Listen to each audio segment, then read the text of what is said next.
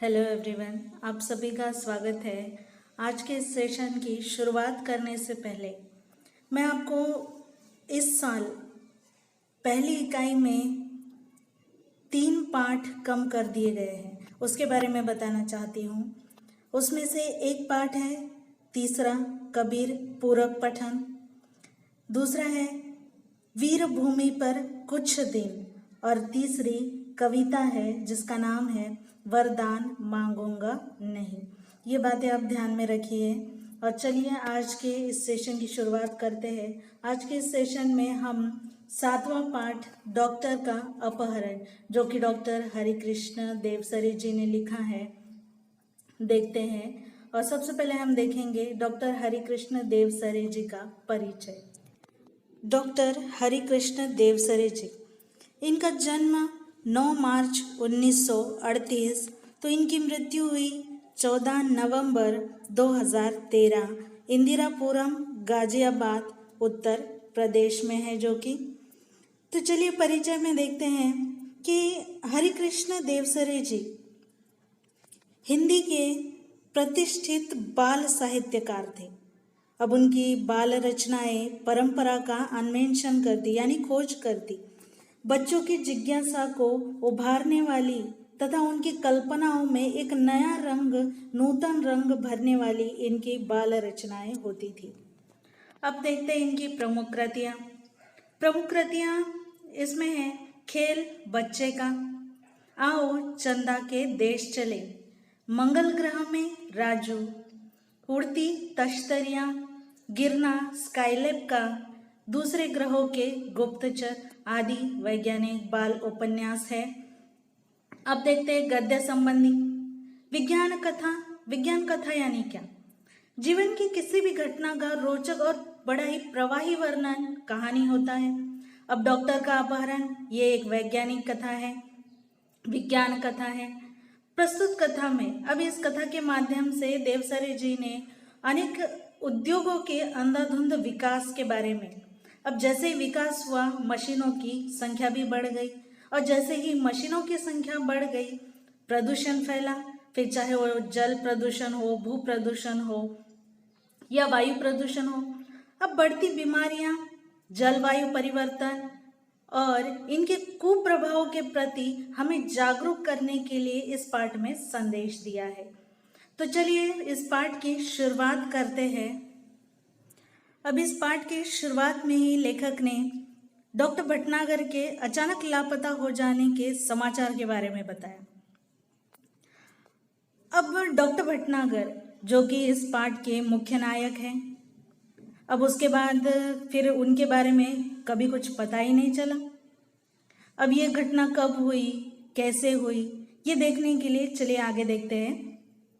अब उस दिन हुआ यह था कि एक रात को लगभग 2 बजे उनके घर की जो है वो कॉल बेल बज उठी।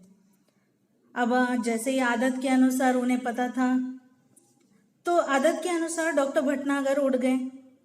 अब उनकी पत्नी भी जाग रही थी और उसे तो पता ही था कि ऐसा तो रोज ही होता है, इसलिए वह बिस्तर पर ही पड़ी रही।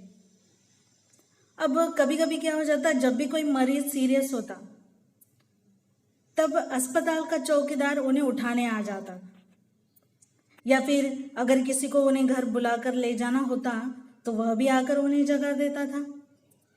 अब डॉक्टर भटनागर जो कि मरीजों की सेवा करना तो अपना परम कर्तव्य समझते थे, इसीलिए वो इस बात का कभी बुरा नहीं मानते थे, बल्कि आनंद के साथ उसके साथ चले जाते। अब उन्हें कभी इस बात की चिंता नहीं होती थी कि कोई फीस दे ना दे, वे उसकी चिंता नहीं करते थे। अब उस रात भी वैसे ही हुआ। वह उठे, गाउन पहने और दवाइयों का बैग उठाकर चले गए। अब हमेशा से ही ऐसा होता था कि वह 1-2 घंटे में लौट आते थे, या फिर सवेरा होते होते तो अवश्य ही आ जाते थे वापस, क्योंकि उन्हें अस्पताल समय से पहुंचने की आदत थी। अब देखा तो उस दिन कुछ अजीब ही बात हो गई। उस दिन बहुत देर तक सुबह भी डॉक्टर भटनागर नहीं लौटे। अब तो उनकी पत्नी चिंतित हो गई। अब पहले तो उसने सोचा कि शायद मरीज की हालत बहुत गंभीर होगी, इसलिए देर लग सकती है, हो सकती है देर। फिर ये भी सोचा कि हो सकता है आज वो सीधे अस्पताल ही चले गए। लेकिन जब उन्हें मरीज घर पर पूछने के लिए आने लगे तब उनकी हैरानी और बढ़ गई। अब उन्हें चिंता होने लगी। अब उन्होंने मित्रों तथा अन्य संबंधियों को फोन लगाना शुरू किया और डॉक्टर साहब के बारे में पूछताछ की, लेकिन कोई जानकारी तो मिलने से रही। अब कुछ देर के लिए उन्होंने खुद को समझा भी दिया कि हाँ, ऐसा भी हो सकता है कि दूर के गांव कहीं चले गए हो और किसी कारण से जल्दी वापस ना आ पाए हो। अब शाम तक भी जब डॉक्टर भटनागर नहीं लौटे तब तो उन्होंने आखिर में थक हार कर पुलिस स्टेशन फोन कर दिया। अब डॉक्टर भटनागर इस तरह गायब हो जाना पुलिस के लिए भी बड़ा हैरानी का कारण बन गया। चारों ओर खोज शुरू हो गई, चारों तरफ पुलिस उन्हें ढूंढने लगी। वायरलेस से संदेश भी भेज दिए गए सब तरफ। अब डॉक्टर भटनागर के गायब होने का समाचार पूरी बिजली की तरह शहर में फैल गया। उनकी पत्नी तो खोज के लिए केवल इतना ही बता सकी कि डॉक्टर साहब अपनी कार से नहीं गए हैं। उन्हें लेने कोई गाड़ी आई थी जिसके बड़े पहियों के निशान उन्होंने सवेरे घर के बाहर सड़क और फुटपाथ पर भी देखे। अब जाहिर था कि डॉक्टर साहब की किसी ट्रक या बस में गए हैं। अब पुलिस ने सब तरफ पूछताछ करना शुरू कर दी। सबसे पहले तो मोहल्ले वालों से पूछताछ की, लेकिन कोई जानकारी नहीं मिली। अब संभावना थी कि डॉक्टर भटनागर का कहीं एक्सीडेंट तो हुआ नहीं, तो इसलिए पुलिस ने वायरलेस से यह सूचना दे दी कि कहीं अगर कोई एक्सीडेंट हो जाता है और उसकी जानकारी अगर मिलती है तो सूचना तुरंत कर दी जाए। अब दिन पर दिन बीतते जा रहे थे, लेकिन कोई सूचना नहीं मिल रही थी। अब डॉक्टर भटनागर का कोई दुश्मन भी नहीं था, तो चलो शंका भी करना जायज़ था कि उनकी हत्या कर दी गई होगी। अब पुलिस केवल दो ही बातों पर विचार कर रही थी। एक तो यह कि कुछ गुंडों ने उन्हें छिपा लिया हो और सब उनकी पत्नी से मोटी रकम की मांग करें। अब दूसरा यह भी हो सकता है कि कोई डाकू का समूह उन्हें किसी डाकू का इलाज कराने के लिए ले गए हो। अब दिन पर दिन बीतते गए, डॉक्टर भटनागर के बारे में कोई जानकारी मिलने से रही। अब वो इस तरह अजीबोगरीब ढंग से गायब हो चुके थे और इस वजह से न सिर्फ पुलिस परेशान थी बल्कि लोग भी डर रहे थे। अब यही कारण था कि डॉक्टर भटनागर के गायब होने का जो समाचार था वो केवल एक ही बार छापा गया और बाद में भी डर का वातावरण निर्माण होने की वजह से उसे भी दबा दिया गया। अब धीरे धीरे कई महीने बीत गए। श्रीमती भटनागर बहुत निराश हो चुकी थी, हताश हो चुकी थी। उनकी हालत मानो पागलों जैसी हो गई थी। हर रोज सुबह उठती और दरवाजे पर आकर खड़ी हो जाती थी। अब मानो वह डॉक्टर भटनागर के आने की प्रतीक्षा ही कर रही हो। श्रीमती भटनागर के प्रतीक्षा के फलस्वरूप कई महीने बाद एक दिन श्रीमती भटनागर ने दरवाजे पर फिर से वैसी ही गाड़ी के पहियों के निशान देखे।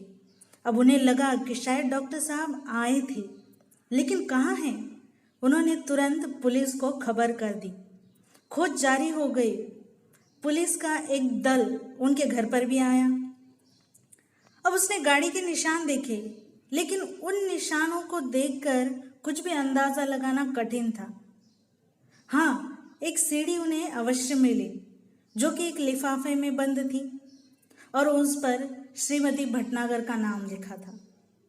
अब उस सीढ़ी को सुनने की तुरंत व्यवस्था की गई और सीढ़ी बजते ही सभी लोग आश्चर्यचकित होकर देखते ही रह गए। उसमें डॉक्टर भटनागर बोल रहे थे और डॉक्टर भटनागर कह रहे थे कि तुम सब लोग मेरे लिए परेशान होंगे शायद अब मरा हुआ भी मुझे समझ लिया होगा। लेकिन तुम्हें जानकर खुशी होगी कि मैं जिंदा हूं और बिल्कुल ठीक हूं।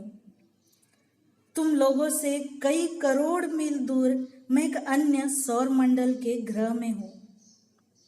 हम धरती वाले तो यही सोचते हैं कि शायद दुनिया में जो कुछ है वो हम ही हैं, लेकिन इस ब्रह्मांड में तो हमारे सूर्य जैसे न जाने कितने सूर्य हैं और सभी के अपने अपने ग्रह हैं। उन ग्रहों पर भी हमारे जैसे ही दुनिया बसी हुई है। हमसे वे लोग कई गुना ज़्यादा उन्नतिशील है, प्रगतिशील है। मुझे यहाँ आकर अपने परिवार, मित्रों, दोस्तों, देश और पृथ्वी से दूर होने का दुख तो बहुत ज़्यादा है, लेकिन इस बात की सबसे ज़्यादा खुशी है कि मेरा यह भ्रम, जो मुझे भ्रम था कि दुनिया में सिर्फ हम ही हैं, हमारे सिवा कोई और दुनिया यहाँ पर है ही नहीं, इस बात का भ्रम मेरा जाता रहा। मुझे उम्मीद है कि पृथ्वी के लोग मेरी इस बात से कुछ सबक लेंगे। इसके आगे डॉक्टर भटनागर वहाँ पर कैसे पहुँचे, यह कहानी डॉक्टर भटनागर बताने वाले हैं। लेकिन इस पाठ का जो आगे का भाग है वो हम दूसरे वीडियो में देखने वाले हैं। तो आज के लिए इतना ही, आज यहीं पर रुकते हैं। तब तक के लिए धन्यवाद।